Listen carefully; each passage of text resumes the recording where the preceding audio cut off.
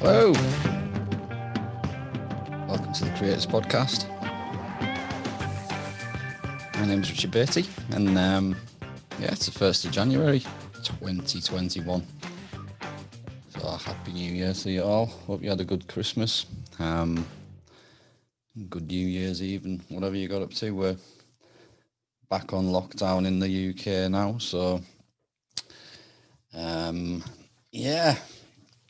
it's the time of year where obviously people are thinking about the year ahead, but I think this year it's very different for everybody. So but one thing that everybody does, well, not everybody does, but a lot of people do, is set New Year's resolutions.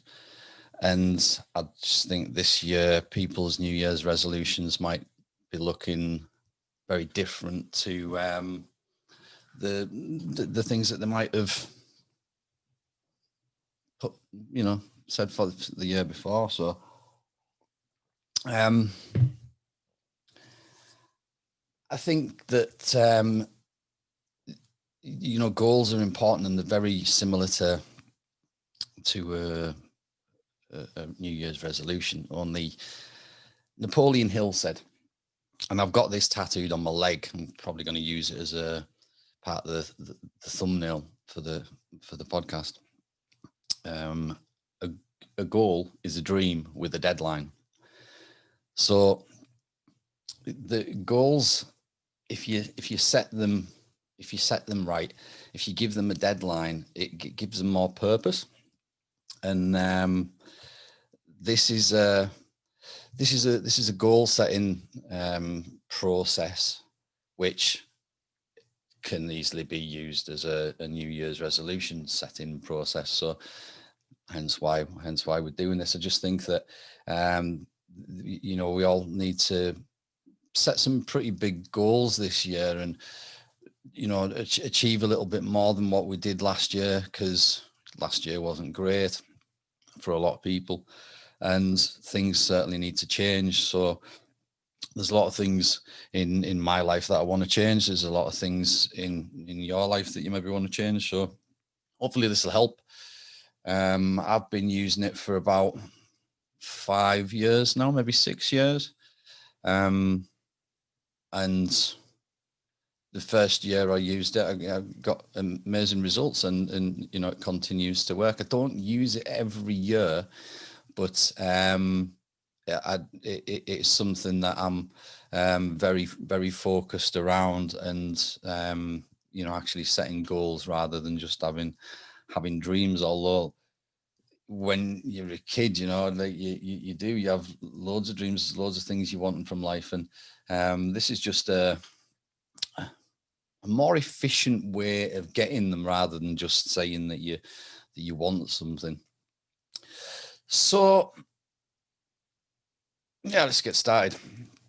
So you're going to need like a hardback notebook, and you're going to need some just some loose paper at first, because you'll be you got quite a few notes to take down. Now obviously this is a lot more hardcore than setting any New Year's resolution, so there's a little bit of work to do here. Now it should take you, give it a week, give it at least a week. Don't try and do this in a day. Give it some time and thought, and just keep on going back to it and tweaking it, make some adjustments to it, but give yourself a week. I don't think it's something that you should really rush. So first thing you need to do is you need to write down the goals that you've set yourself for the last year, and give yourself a score of 1 to 100 on how well you did. Now then, because this might be the first time that you're doing it, you might not have had any goals that you set for last year, but there's things that you wanted that you got. There's things that you wanted that you didn't get. So like the things that you want in life are little mini goals. So look back over the last year. It's quite a tricky bit, this. And write down the things that you tried to go for, and give yourself a score of 0 to 100. Now, let's just, for example, say that you set yourself a goal of losing a stone and you only lost half a stone. So you would score yourself 50 because you're halfway there. So it's a percentage of how much that goal you achieved, you know. So then now this will be easier next year because you'll already have done this. So you won't have to think about what it was. You'll have had it written down. So the next thing to do is analyze your results. Now, this is where you learn from your mistakes. People say, oh, you know, like hindsight's a handy thing. Well, if you do this and you go back and you look at the things that you tried to achieve and you've got a score, if that score isn't something that you're happy with, it's not a figure that you know, looks good, then you need to do something about it. So take a look at it and write down what you could have done to get a better result. Because when you're looking back at it from the future, you can see that, well, if I did that and I did that, then actually I would have, you know, got a higher score on that one. So it gives you a good idea of, you know, your achievements from the last year and what you could maybe do to improve that. So let's just have a look here. I've got it all written down because it is quite lengthy, this. So, right. This is the fun bit now. You're going to do a goal storm. Now, this is like when you're a kid and you're looking through your mum's catalogue and you're going, I want this, I want that, I want the other, you know, like you're picking something off each page. And think about life like that: opportunities, people, experiences, jobs, health, all these things that you might want from life, holidays. I've got my dog in the room, by the way, so if you hear any farting or snoring, it wasn't me. So yeah, just go mad with this. You've really got to enjoy it. Think about all the things that you want. Think about the types of holidays that you want, the type of car that you want. Write down what kind of car you want specifically, or what sort of house you want to live in, what career you want, how much money you want in the bank. It's all goals. Every one of those things can be a goal for you if you want it, but you've got to want it, and it's personal to you. So there's no point me trying to be specific with it. You know, it's something that you've got to work out yourself. So now, here's the thing as well. You need to do at least 50. At least 50. Most people just set one goal and New Year's resolution and then fail to do it. So I'm saying set at least 50, aim for 100, and try and achieve most of them. This is a big, big, big difference. So I think that just as a side note, it's a huge problem in the world, a massive problem in the world, that people don't know what they want. And I can 100% vouch for that statement. People haven't got a clue what they want. Most people, I'd say about 80% of people who I meet, and I do this with most of my clients, say, what do you want your life to be like when you're 60? You know, and this could be someone that's just come out of university, and I'm saying, you know, describe me your life when you're 60, and they can't. I say, come on, there must be something that you want for later life that you know that you want to get to, you know.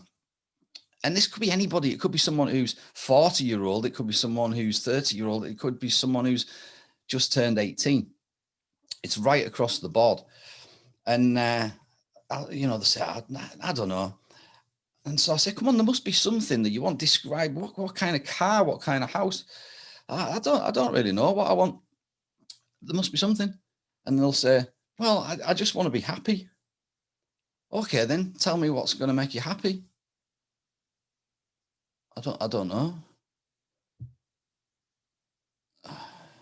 This worries me, you know. I think people have stopped dreaming. It's like people don't think that they can achieve anything, so they don't even bother. I think that people don't say that they want something in life partly because the society police, the people around them, the parents, the friends, and say that, oh, you can't have that, you shouldn't have that, you know, it's wrong to want money. You know, stop trying to be better than others, and that just brings people down. And I think there's this mentality of not really daring to dream, and it's about 80% of the population, the people that are tattoo anyway, that don't dare to dream, really. So I want you to be dreamers, you know, at this point, and just think about all the things that you want.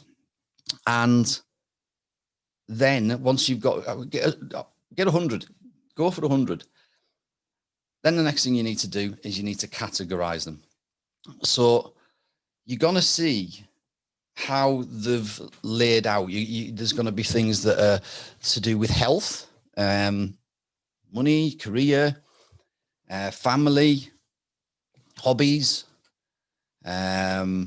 recreation. You'll see that you create your own headings, you know, create your own categories, but you'll see what they fit into. You'll probably end up with, doesn't matter how many categories you've got, just work them out into categories. So it simplifies things. Now, when you do this, you can see where your focus is in life. It really gives you a kind of a good picture as to where your attention is going, and where attention goes, energy flows. So you're gonna, you know, you might look at this and, you know, if you're someone who's sat there with, like, you know, a partner, a couple of kids around you while you're doing this, and your goals are really strong on, you know, business stuff, or study, you know, like education or something like that, and there's no family in there, then you maybe want to take a bit of a check and think, well, I need to spend more time with my kids here, you know what I mean? Because I'm just focusing on all this other stuff. So it gives you an opportunity, you know, this is why I'm saying take time with it as well, you know, like you can swap these things about. So try and get a decent balance. That's all I'm saying with that, or at least observe the any imbalances. So the next bit, this is really, really important. You've now got 100 goals categorized, and it's easier to look at them when they're all categorized as well. And you're still on rough paper. You haven't wrote it in your notebook yet. So the next bit is to prioritize your goals. Now, this bit, I think, with this is the it's huge. It's magical. What this does. So you need to prioritize your goals, not in the order of the ones that you want most, which is the way I used to do it, if I did it at all, you know, until this. And that's the way most of us would. Come on, be honest. You know, the things that you want from life are the things that you're going to chase, but they might not necessarily be the best things for you to be putting your energy into. You all know it. We all know it. I know it. So it's by doing this, you prioritize your goals in a way that the goal is more effective upon the other goals. So whichever goals have a positive effect on other goals, but that one doesn't have anything to do with that one, then that one needs to go up. For example, if you have got things on your goal list like a new luxury car, 2 holidays a year, things that are going to cost money.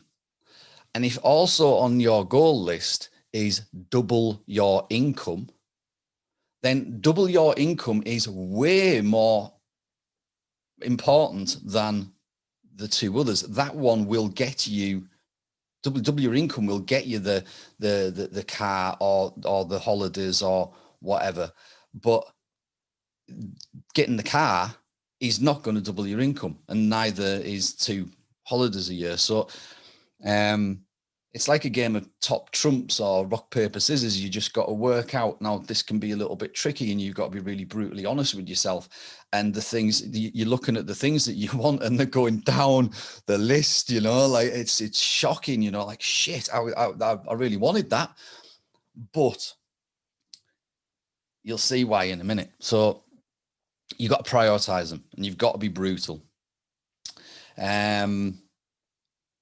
So the next bit is you've now got your most important goal. If you achieve that one, then it's going to affect all the others. If you achieve, and then number 2, eventually you're going to have a top 10. The top 10 is going to be very obvious, and you still got time to jiggle it about and think about this, and because this is going to be a year's worth of work for you. So now you've got your top 10. All the other goals, the 40 goals, or if you went to 100, the 90 other goals that you really want, but might not have made it into your top 10, you need to just put them to one side. Don't forget about them, but don't focus on them, because you're going to focus on your top 10. Focusing on 10 is way easier than focusing on 40. Focusing on 10 is way easier than focusing on 100 goals. But if you achieve these top 10 goals, or even 50% of them, there has going to be an effect on the other 90. There's going to be ones in there that you've started to tick off as well. You just weren't paying attention to that. It just happened by default because you achieved the some of the ones in your top 10. It can be like a domino effect. So, and this is like I say, this is the powerful thing, to prioritize the goals which are most effective because upon the other goals, because it just knocks the other ones over like Skittles. It works, and you can see how that would work. It's just common sense, really, but common sense isn't always common practice. So this gives us common practice. So now you've got your top 10 goals. And I think this is the bit that where people start to fail on the things, the New Year's resolutions and things that they might call goals, is you need to strategize your top 10. And strategizing a goal planning is really important. It starts to give you a map. You know where you are now. You haven't got the thing. You know where you want to go to. You want to get the thing. And that plan, that strategy on how you're going to get that route, you know, you wouldn't travel a huge, you wouldn't go from one end of the country to the other without a map or a sat nav or something. You know, you need a map, and this is your map. It's your route planner. Now, if you can't, one good way of making a plan like this, sometimes it can be hard to see how you're going to achieve this thing that you've wrote down, which is absolutely massive, because you're going to do big goals, little goals, you know, like huge ones. If you want to do something to change the world, write that thing down, you know. If you want to do something to help others, write it down. If you want to start a podcast, write it down, you know. Everything. So yeah, one good way of planning these things out is, if you don't know how to start the process of working it out, because you've not done it before, there's 2 good ways actually. First of all, ask someone who's done it. If there's something in particular that you want to do and you believe that you can do it, and you've seen other people do it, then get in touch with that person and see if they'll give you some advice. It's the best way to learn stuff. Learn from people who have done that before. But another good way is to put yourself in the position of that experience. Now, this also is a good activator for the law of attraction as well, which we spoke about in episode 1, and probably going to mention again in here, and I'm going to do an episode specifically on.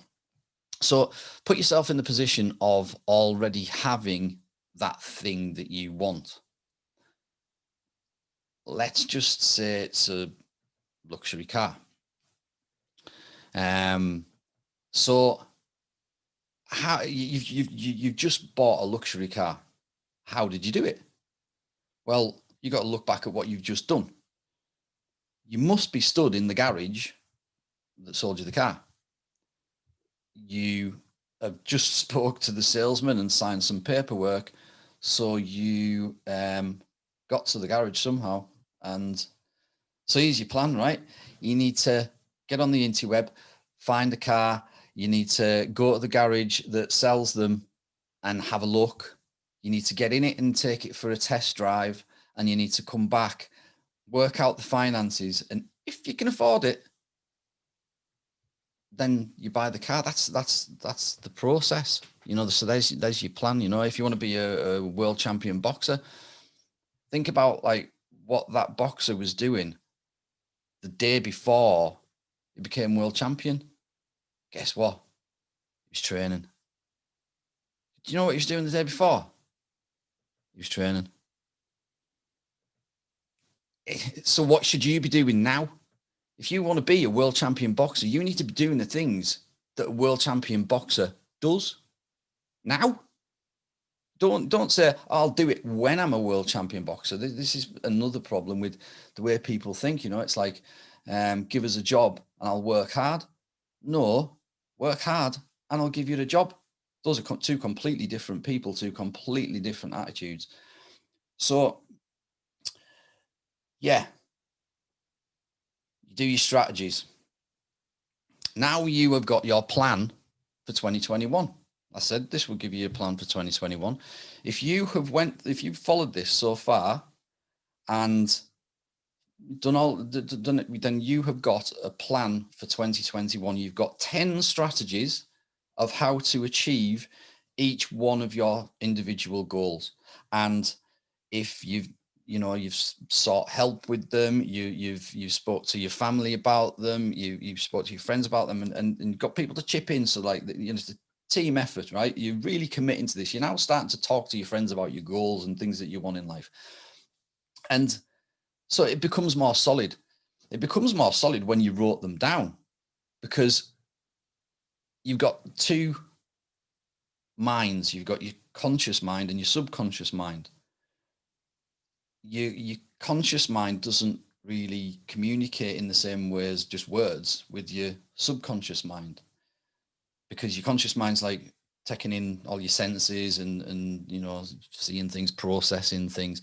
But your subconscious mind is like your hard drive on your computer. It's where all your operating systems stored. It's where all your memories stored, but it's also where all your habits and all that's stored, your personality stored there. And that's also the bit that controls all your motor movements and makes my hands flap about like they do. And so one way of getting your conscious mind to communicate with your subconscious mind is to write something down, because your conscious mind's got to tell your subconscious mind to move your hand and write the word.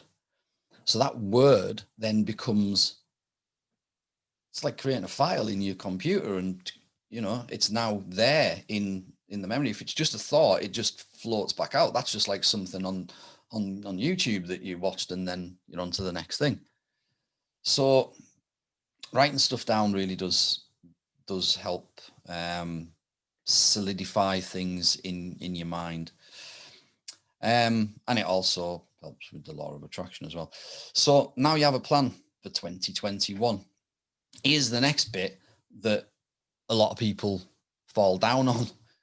you've got to take action on the plan. You can't just sit and look at it. You've got to do it. You know, to have something that you've never had before, you've got to do something that you've never done before. So you've got to do something. You've got to put some work in. You've got to put some effort in. You've got to start. Just start. Even if you don't know what you're doing, you will learn along the way. The same as like this podcast. I didn't know what I was doing. I didn't know anything about flipping all the equipment and you know, the podcast hosting and all that sort of stuff. It's all been a big learning curve. And you know, obviously then you end up with all this gear and you're like, right, I need to do something now. You know, I could have actually started with just my phone, but I wanted to make half an effort. But I maybe should have started then, because I could have. So I don't know, but you know, when would now be a good time to start something?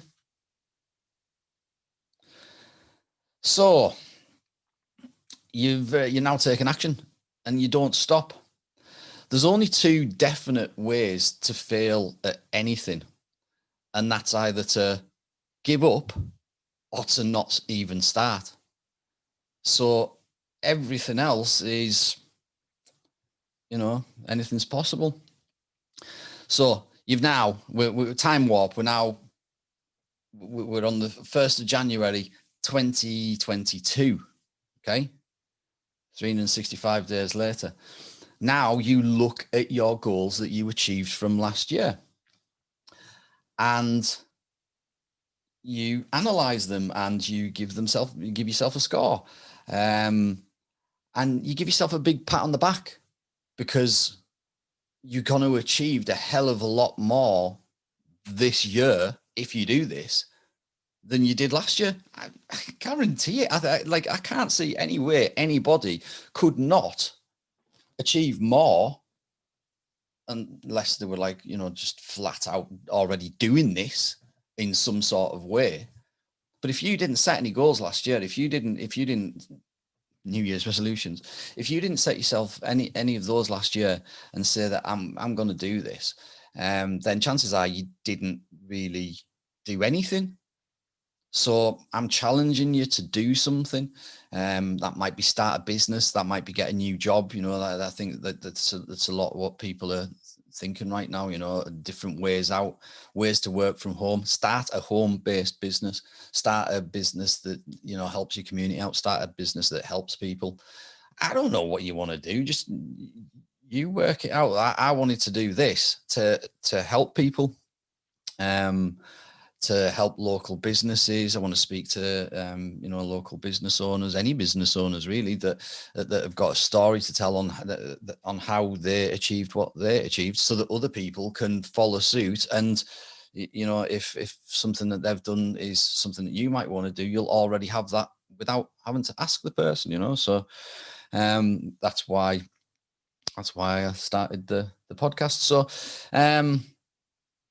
yes, big pat on the back, and then start again. Score your goals 0 to 100. Analyze your results. What could you have done better?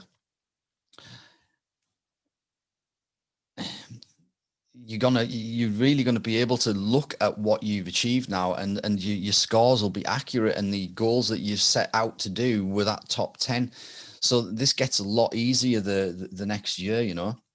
And that's why you want it in a hardback notebook, because you'll build up your years in there, and it's nice to look back on like the stuff that you were trying to achieve as well, you know. And there'll be a lot of them that you still haven't ticked off, you know. So goal storm, another 100 goals. Categorize, prioritize, top 10, strategize, take action, and repeat. So that's all you got to do. Now, I think that's a lot of work. I don't think that it's something that should take you an hour. I do think it's something that you should spend. It's worth spending a week on. So, yeah, give it a go. good luck. Let us know how you get on. I really want to know how you get on. Please like comment on this post on the Facebook page or something. Let me know. Get in touch. Let me know how you get on. I'd love to hear your success. So the point is though that setting a goal, a dream is a goal with a deadline.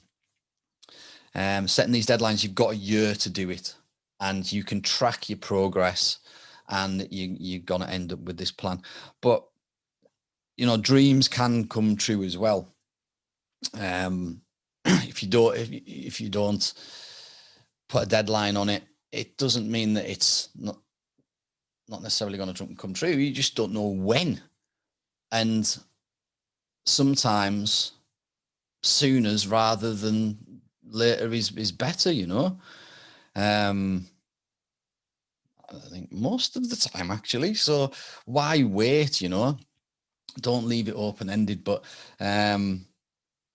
yeah, dreams can come true. So I'm going to tell you a little story about, like, when I was a kid, I wanted to be a stuntman, and I wanted to be lots of different things. I wanted to, you know, be a car designer. I spoke about that in the first podcast, and I was into everything with an engine in, and you know, monster trucks were a thing when I was a kid, and obviously they still are. They're massive now, you know.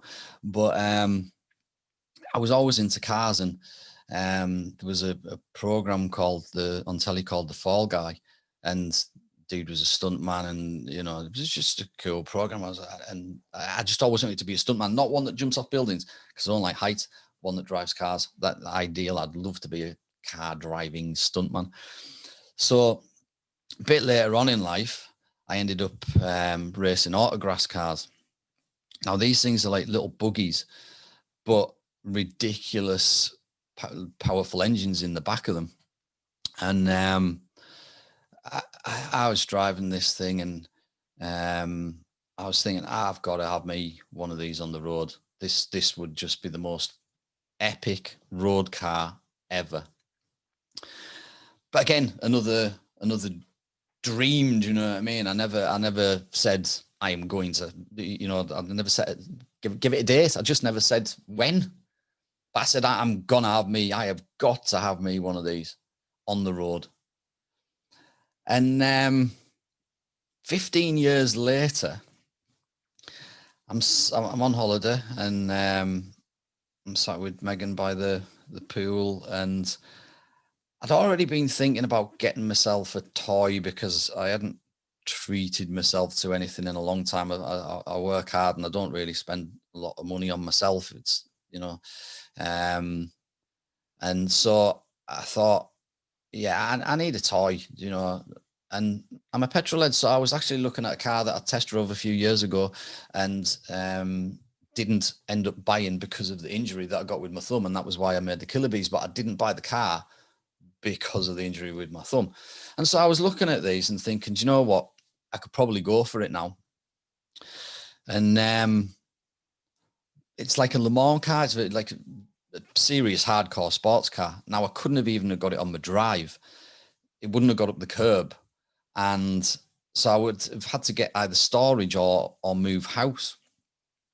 And you couldn't drive this thing in dodgy weather. You know, it would have, you just wouldn't want to, you know what I mean? Like even rain, it's kind of lethal. So it's a supercar, essentially. It holds 4 world land speed records, this thing. It's Ultima GTR, if anybody wants to check it out. It is my dream car, and I will get one. But I was looking at it, and I thought, you know what? It just doesn't fit with my life just yet. You know, it's I haven't got the facilities to look after this car, and I don't think I get as much use out of it as I'd like to think, you know. So I was getting my sensible head on for once, you know. I thought, but anyway, I was looking at the potential. That's what I was thinking of while I'm sat by the pool, and I'm flipping through YouTube, and in the shade, because I burn to bits, and Megan's sat beside us in the sun, turning over I think she sets an alarm for every 20, 25 minutes. She's like a rotisserie chicken. She just keeps on turning. So I'm sat in the shade flipping through YouTube, and Ken Block comes on. Now, I don't know whether you know who Ken Block is, but he used to own DC Shoes. He's a rally driver, and he started an amazing business called Hoonicorn. Hoonigan. And yeah, he's done some wild shit with cars, like some of the wildest stuff you've ever seen with cars. He's done it. And so I follow him on YouTube. And he's here posted this video of this little buggy. And he's ripping around in this little buggy. And these things can be road legal.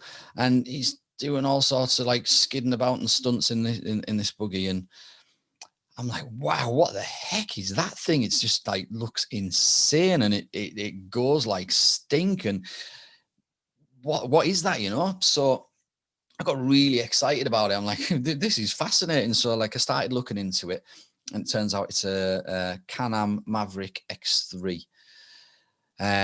So now the rest of the holiday, I'm looking at Canon Maverick X3s. And I really, really wanted one. I was like, this is perfect because you can go out in any weather. It loves water. In fact, it's submersible up to your neck. It loves mud. It loves climbing up rocks. It loves jumping stuff. It loves like, it's just an absolute machine. It's so capable. It's ridiculous what these things can do. So by the end of the holidays, I was phoning people up and saying, you know, there's one here. Can you go and pick it up? You know, so it was so it was there when I got back, but that didn't work out. So I had to wait till I got home. And yeah, a couple of weeks later, I had one on my drive. Now, I'd wanted something like that all of my life, but it wasn't until I was on holiday and I said, right, that's it. I'm having one. I'm getting one when I get home. Like I put a time deadline on it of like as soon as humanly possible. And within 2 weeks, it was on the drive. Within 2 weeks and 1 day, it was on the beach, stuck on the beach with a snap drive belt and the tide coming in. That wasn't good, but we managed to save it, and it survived, thankfully. And yeah, I've still got it. So you can see how like these childhood dreams are coming true, but only when I'm actually putting a deadline on it. So the next thing was, right, well, I've got this car and it can do anything. It's like a monster truck crossed with a racing buggy crossed with something from out of space. So I thought, right, I could actually drive over 2 cars with this buggy. It'll rock crawl. It'll go over sand dunes. It drives over most things. They even go over water if you go fast enough, because they're really light. So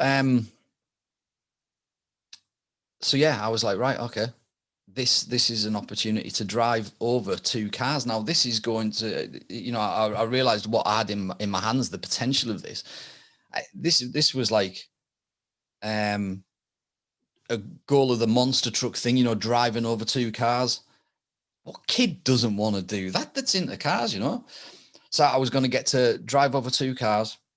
But it doesn't matter how many cars. It just worked out that like if I put 2 side by side, it was more stable, you know. So, also in a way, in my head, it achieved that other goal of becoming a stuntman. I know it's only a little stunt, but like when I was a kid, those were the stunts. So I was like, yeah, right, okay, two goals: drive over cars and become a stuntman. So, I didn't like write a strategy down or anything. I knew what to do. I phoned my pal who's got a scrapyard, asked him to lay out, and he owed us a favour. asked him to lay out 2 cars, and I just drove round to his scrapyard, and I attempted to drive over these cars over and over again. I put a video up somewhere. And I don't know how many times I tried, and I thought that I wasn't going to be able to do it. Just couldn't get up and onto the top of the cars. And yeah, like everybody that was there was like shouting us on and that. And eventually I got up and over it. So it just shows you not to give up either. Don't you know, like I actually pulled around and I says, I can't do it. It's not going to get up. And everybody's going, no, go on, you know, ram it harder. And so I went and done it again, and boom, up over the top.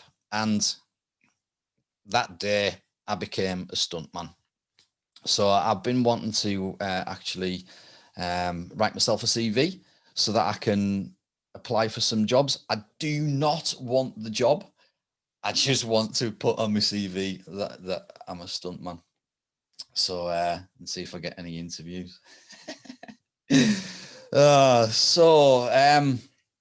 that was 40 years on.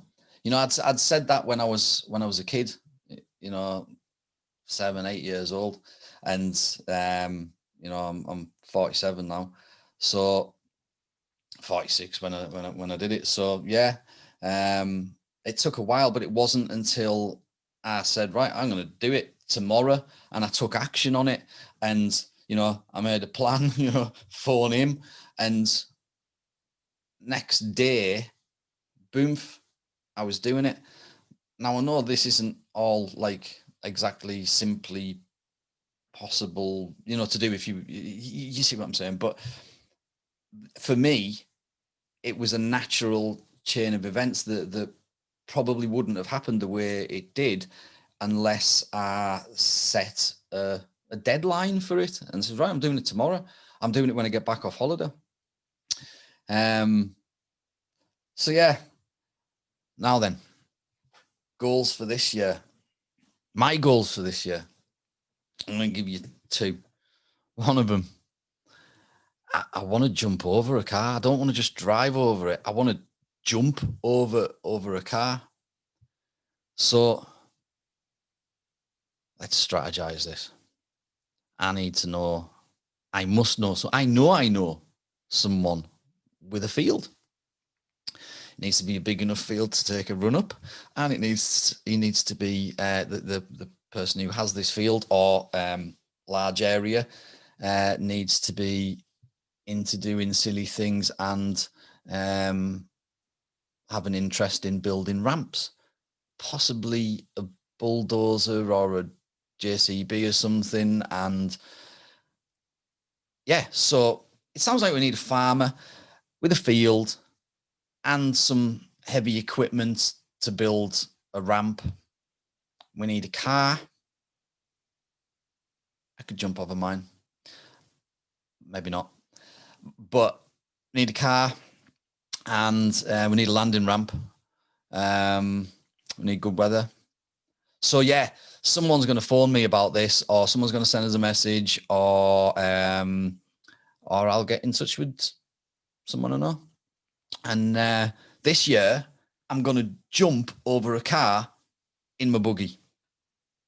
We might even set the car on fire. Don't hold us to that one, though. So, yeah, that's one of my goals for 2021. Another one is I want to start promoting some of my other projects a little bit more. So I'm going to take this opportunity to tell you about one of my little sidelines, which is a brain hack. Yeah, I said a brain hack. And this is why I was interested in it. It's called human performance technology, and it's wearable neurotech. It's insoles that you put in your shoes. It's socks. It's patches. It's sleeves. It's like knee braces. It's wearable, and a lot of you know that I'm into energy and frequencies and stuff like that. So what this stuff does is you've got 5 central nervous systems, and they're all bobbing signals about your body constantly your muscles and, your touch and your senses and all that sort of stuff. And they send the signal back to your brain stem, and then your brain decides where that goes. Now, what this does is, while you've got it on the surface of your skin, as your signals that fire through your nerves go through at a certain frequency, as it goes past this technology, this affects the frequency of that signal. So when that signal goes back to the brainstem, it's a different signal to what went out, if that makes sense. So the reason that I got into this is because I've had a bad back for most of my life. It was knackered when I was 19. I had an operation when I was 21. They told us that I had the back of a 60-year-old. So I've always had back pain. And someone sent us a patch. Thanks, Ellie, for sending us the patch. And I put it on and I was like, wow, I felt 20 years younger. That I had no pain in my back for the first time since I can ever remember. I mean, I'm talking that I've had like all the painkillers in the world. Massages used to be 3 times a week at one point. Chiropractors, acupuncture, the whole shebang. Hanging upside down, traction, and an operation. And it's still never been right. I put this patch on and I felt absolutely amazing. I had no pain. And I was like bouncing full of energy, So I phoned her up and I says, what the heck is this? And she explained what it was. And because it's to do with energy and frequencies and because it made us feel like that, I was really interested in getting involved with it. So I did. And I put an order in and I started wearing the stuff myself. So this is my honest opinion of it about 8 months, maybe a year now. No, it's probably about a year on from us starting wearing these insoles in my shoes and the socks. I don't wear the patches because those were designed for when you're not wearing shoes or insoles, but or socks. But so yeah, let's just say 10 months on. My back has never been so good. The flare-ups that I used to get don't happen. The twinges that I used to get all the time don't happen. You gotta remember, I'm a tattooist. I'm sitting in awkward positions, and tattooing is brutal on your back. And getting up in the morning became easier. There's 3 stories in my studio, and I'm always up and down the stairs, and getting up and down them stairs became easier. I was full of energy. I had a lot less pain. I'm not saying I didn't have any pain at all, but I haven't had flare-ups. I haven't had any major issues. Twinges are down to a minimum. And just recently, especially with the lockdowns as well, I've been spending a lot of time at home and not wearing my trainers that have got the insoles in and walking about the house with my slippers on. And I haven't, the socks are knackered. So the dog will have ate them. So, yeah, I haven't been wearing them as much. Now, my back is starting to give us a bit of trouble again. And it hasn't done that. The only thing I can put it down to is the fact that I haven't been wearing the insoles. So I'm going to be getting some more ordered and get them in my slippers as well. So some more socks and stuff. And like I say, they do sleeves and stuff as well. So my website for that is innovations, innovations.voxlife.com. So that's voxxlife.com. If you go there, and that's my website, and take a look. This stuff has been tested in sports labs, and they've got golfers that they don't know whether they've got these insoles in or not. You know, they're doing like placebos and whatnot with them. But when they had the insoles in, they were hitting the ball further, faster, more accurately. Your range of motion goes up. You know, your ability to move goes up. Your energy goes up. 100% of people wearing this technology experience an increase in energy. That's a good thing. What else? Pain reduction of different levels. And one of the big ones with it is balance. Your balance goes up. Now, one of my customers who's a tattoo client, and he's bought some insoles and socks. He rides road bikes, you know, cycle.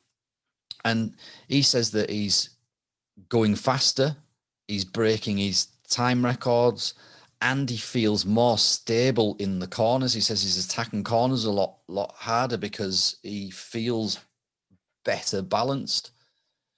But with the older generation, people falling over, my mum just recently fell over and banged her head and died when she was getting up to go to the toilet through night.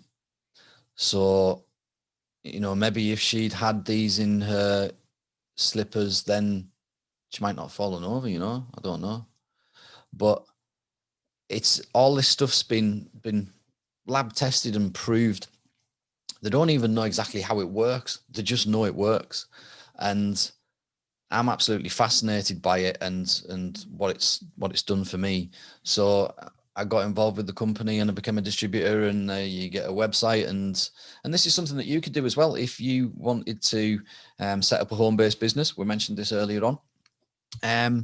This could be something that you can do from home. So it's free to join. You get a website, and you can just promote that website, and people buy stuff off you. You get a little commission. You maybe not going to make a fortune. It depends. You could make a fortune, but that's not why I'm doing it. I got into that because A, I'm fascinated with it. B, it helped me. C, I get to help other people because I know so many people with bad backs, and you know, so I talk to a lot of people. So when someone's saying, "Oh, my back's killing us," it's nice to have something to say. Well, actually, I've got something that can help you. Just take a look. There's my website. So yeah, that's one of my goals for 2021, to push the other things that I do a little bit more. There's a lot of stuff that I do that probably a lot of people don't know about. So yeah. So that's us at the end of the goal setting task. Please, you know, if you do start it and you know, so you start getting those results, then jump on this post on the Facebook page, and let us know how you got on. You know, just or send us a message or whatever. I'd really like to hear from you. So all the best for the new year. Good luck with your goals, and yeah, we'll see you soon.